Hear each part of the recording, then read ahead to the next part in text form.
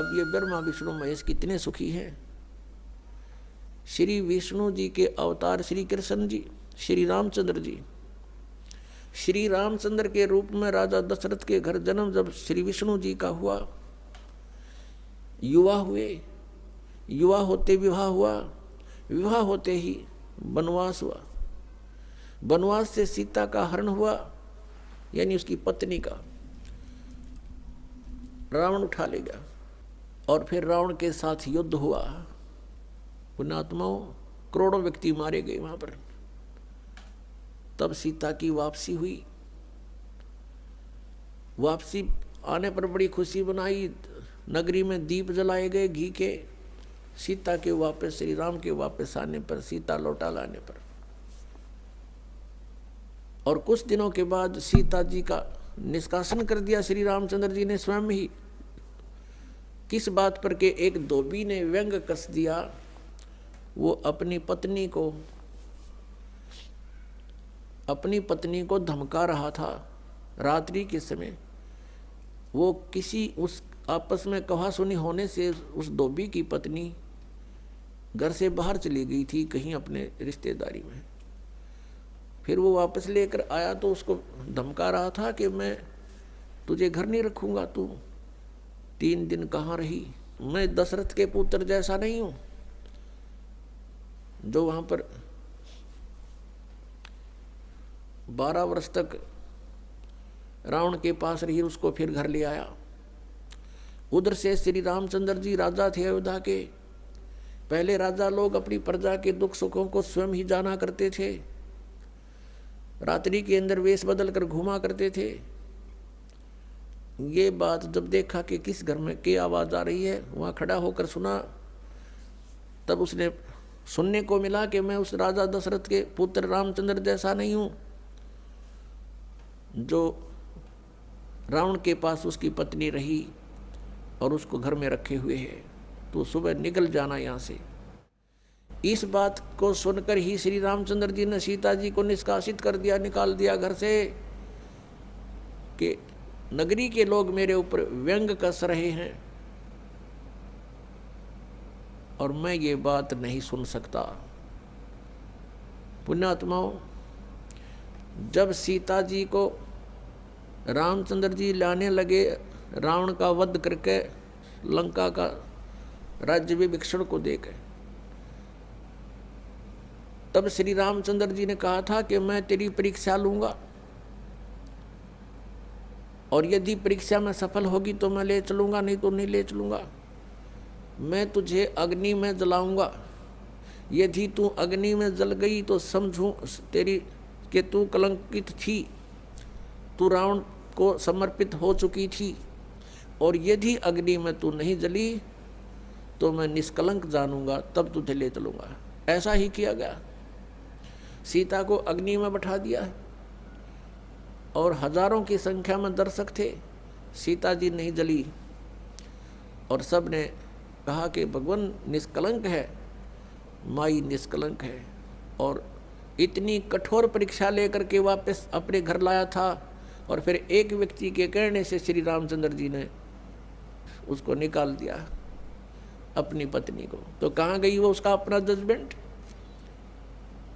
तो ऐसे ये राजा के योग भी नहीं थे ये लोग, और हम इनको भगवान मान रहे थे। एक गर्भवती औरत को अपनी को घर से बाहर निकाल देता है, कहीं मरो कहीं जाओ, कोई बात थी या?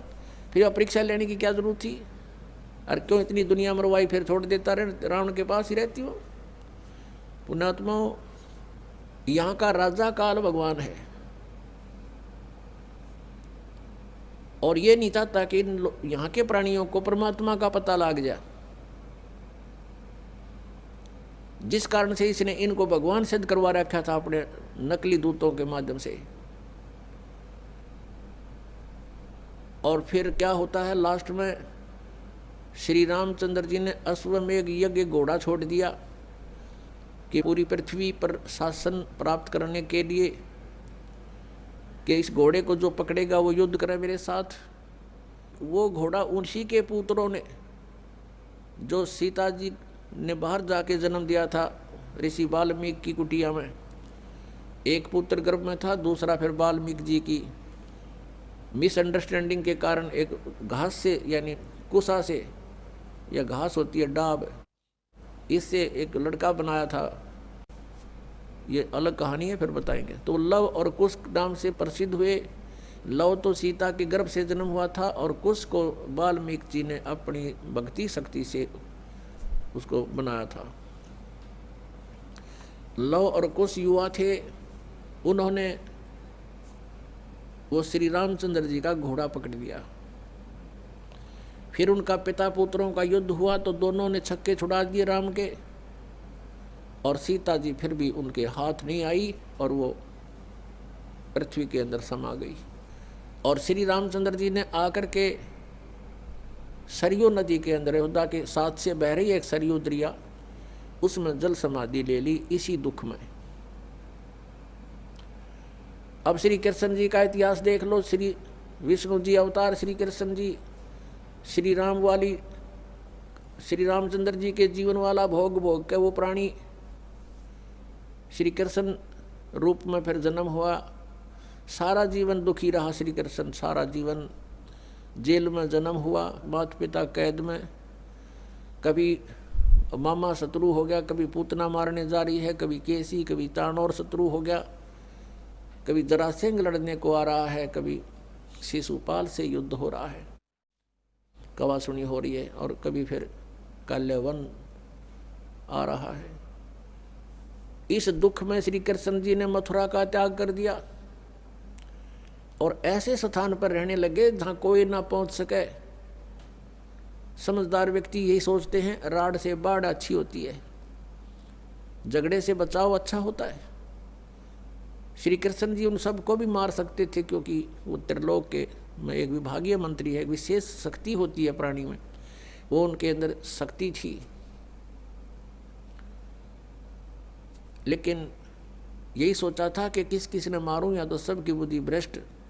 तो श्री कृष्ण जी ने द्वारका बनाई। समुद्र के बीच में एक टापू था जिसका केवल एक गेट था, द्वारिका, एक द्वार की नगरी। और ये सोच करके वहाँ यदि इतनी दूर, पहले तो कोई आवेगा नहीं, ऐसे स्थान पर जा रहे हम, और वहाँ कोई आ भी गया युद्ध करने तो हम एक ही तरफ से उसका सामना कर सकते हैं, इसलिए एक गेट था उसका, और बाकी 3 समुद्र था 3 तरफ। तो वहाँ श्री कृष्ण जी चले गए, अपना अधिकतर सारा ही जीवन वहाँ व्यतीत किया। यहाँ तो ज़्यादा से ज़्यादा 18 साल के 20 वर्ष के तक यहाँ रहे थे द्वारका में, और बाकी फिर लगभग 200 वर्ष तक जिए थे श्री कृष्ण जी, और बाकी का समय द्वारका में व्यतीत किया था उन्होंने। तो अब ये जो लोग अनजान संत ऋषि, ये गुरु नकली हमें भ्रमित करते हैं कि द्वारका का उस गोवर्धन का की परिक्रमा करनी चाहिए और वृंदावन अवश्य जाना चाहिए, मथुरा में अवश्य जाना चाहिए, वहाँ हमारे भगवान ने लीला की है, उनके चरण कमल टिके हैं, वहाँ घूमा करते थे, स्नान किया करते थे।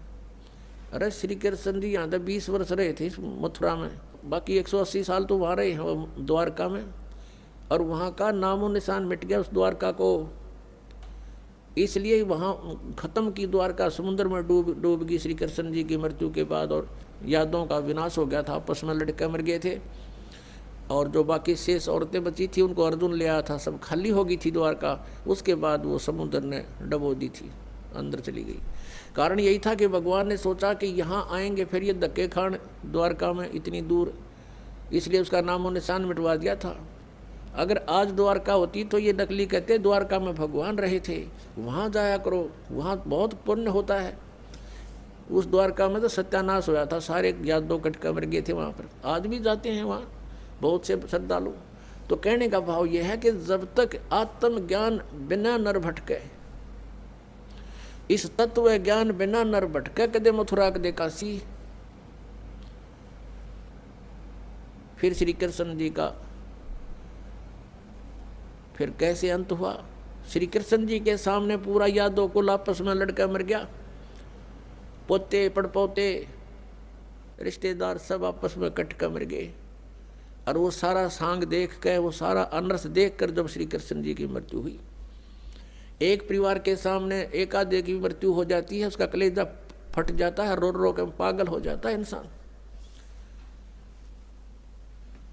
तो पुण्यात्माओं, आज तक हमें सत्यनारायण कथा नहीं मिली थी, और ये सत्य कथा है। सत्यनारायण का अर्थ है सच्चा भगवान, और सच्चे भगवान की सच्ची कहानी, सच्ची कथाएं।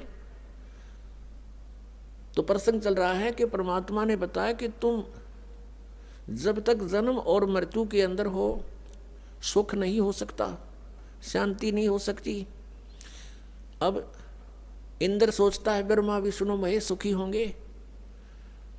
अब इन ब्रह्मा विष्णु महेश की आप देख रहे हो, श्री राम की, श्री विष्णु जी की, श्री कृष्ण जी की कैसे दुर्गति हुई।